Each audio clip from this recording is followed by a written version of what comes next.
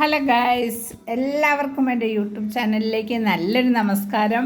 പിന്നെ എല്ലാവരും എൻ്റെ പ്രോഗ്രാമൊക്കെ കാണുന്നുണ്ടെന്ന് എനിക്കറിയാം. ഒരുപാട് സന്തോഷമുണ്ട്. അങ്ങനെ ഈ കൊല്ലം 2025 ഓണം നമ്മളെല്ലാവരും ഓരോ തരത്തിലും അല്ലേ നല്ല ആഘോഷങ്ങളായിരുന്നു. അതിന് സമയത്ത് തന്നെയാണ് നമ്മുടെ NSSൻ്റെ കരയോഗ സമ്മേളനം വന്നു. അതിനിടയ്ക്ക് ശ്രീകൃഷ്ണ ജയന്തിയാണ് ഇന്ന്.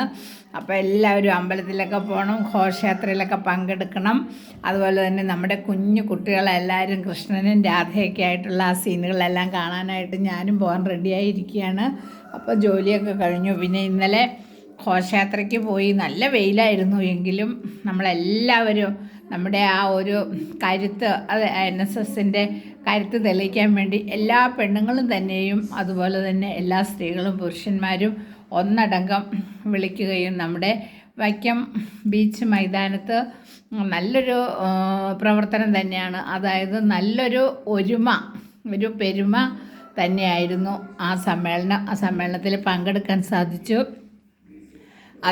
ഇത് എൻ്റെ യൂട്യൂബ് കാണുന്ന ഇതിൽ ഒത്തിരി ആളുകൾ നമ്മുടെ ആളുകളുണ്ടാവും. അവരെല്ലാവരും ഇത് കണ്ടു കാണുമെന്ന് വിചാരിക്കുന്നു.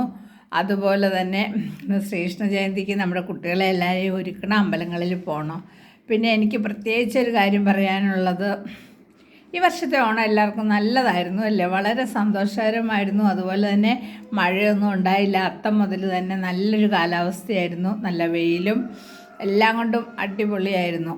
പിന്നെ എല്ലാവർക്കും എനിക്ക് പിന്നെ പ്രത്യേകിച്ചൊരു കാര്യം പറയാനുള്ളത്, നമ്മൾ വീടുകളിൽ ഇപ്പം എല്ലാവരും ഓണമൊക്കെ ഉണ്ടാക്കി കഴിക്കുന്ന ഒരു കാലഘട്ടമായിരുന്നു അല്ലേ. പക്ഷെ ആർക്കും ഇപ്പം ഓണം ഉണ്ടാക്കുന്നതിനോട് താല്പര്യമില്ല. എല്ലാവരും പൈസ കൊടുത്ത് ഓണം വരുത്തിച്ച് കഴിക്കുന്നതും വിളമ്പുന്നതൊക്കെയാണ് നമ്മൾ യൂട്യൂബിലൊക്കെ കാണുന്നത്. പക്ഷെ ശരിക്കും നമ്മുടെ വീടുകളിൽ ഓണസദ്യ ഉണ്ടാക്കണം, എല്ലാവരെയും വിളിച്ച് ഒരുമിച്ചിരുന്ന് ആഹാര സാധനങ്ങൾ ഉണ്ടാക്കി കഴിക്കണം അല്ലേ. പണ്ടൊക്കെ അച്ഛന്മാരാണ് അടുക്കളയിൽ കയറി പായസമൊക്കെ ഇളക്കുന്നത്. അപ്പം തേങ്ങ പാൽ പിഴിയാനും മറ്റുമൊക്കെ നമ്മൾ സഹായിക്കും. അപ്പം അങ്ങനെയുള്ള കാര്യങ്ങളൊക്കെ ചെയ്യണം. അത് നമ്മൾ ഇൻസ്റ്റൻ്റ് ഓണമാക്കി മാറ്റരുത് എന്നൊരപേക്ഷയാണ് എനിക്ക് നിങ്ങളോട് പറയാനുള്ളത് ഈ ഒരു അവസരത്തിൽ. പിന്നെ വേറെ പ്രത്യേകിച്ച് പറയുക എന്ന് പറയുന്നത്,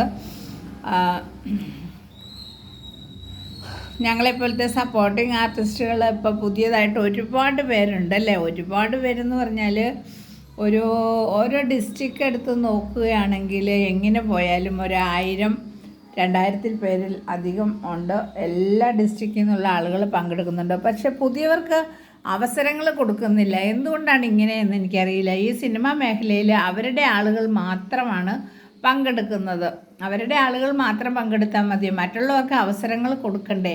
അവർക്ക് എന്തിൻ്റെ കുറവാണുള്ളത്? അവർക്ക് കഴിവില്ലേ, സൗന്ദര്യമില്ലേ? അതുപോലെ അവർക്ക് പറഞ്ഞു കൊടുത്താൽ മറ്റുള്ളവർക്ക് പറഞ്ഞു കൊടുക്കുന്നതിനേക്കാളും വേഗം ചെയ്യാൻ കഴിവുള്ള ആളുകൾ നമ്മുടെ ഇടയിലുണ്ട്. നിങ്ങൾക്കെല്ലാവർക്കും തോന്നാറില്ലേ അങ്ങനെ?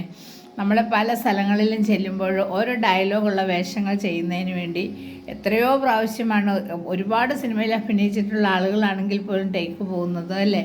പക്ഷേ സാധാരണക്കാരായ മനുഷ്യരെ ഇതിലേക്ക് കൊണ്ടുവരാൻ ആരും തന്നെ ഒരു ഡയറക്ടേഴ്സും തുനിയുന്നില്ല. അതുകൊണ്ട് എൻ്റെ ഈ യൂട്യൂബ് കാണുന്നതിനോട് നിങ്ങൾ യോജിക്കുന്നുണ്ടോ? ഞാൻ പറയുന്നത് സത്യമായ കാര്യമല്ലേ. ഇപ്പം സീരിയൽ എടുത്താലാണെങ്കിലും എല്ലാം പ്രായമായ ആളുകൾ തന്നെയാണ്. അവർ തന്നെയാണ് അതിൽ എല്ലാ ദിവസവും അഭിനയിച്ചുകൊണ്ടിരിക്കുന്നത്. അപ്പോൾ അതിൽ നിന്നെല്ലാം മാറണം, നമ്മൾ പ്രതികരിക്കണം. അപ്പം നമ്മൾ പ്രതികരിക്കുക എന്ന് പറഞ്ഞാൽ നമ്മൾ ഇങ്ങനെ പറയുമ്പോൾ അത് മനുഷ്യർക്ക് ശരിയാണ് എന്ന് തോന്നണം. ശരിയായി തോന്നുക മാത്രമല്ല, അതിന് അഭിപ്രായങ്ങളും കൂടി പറയണം. Okay guys, bye. അപ്പോൾ എല്ലാവർക്കും ശ്രീകൃഷ്ണ ജയന്തി ആശംസകൾ. ഓക്കേ.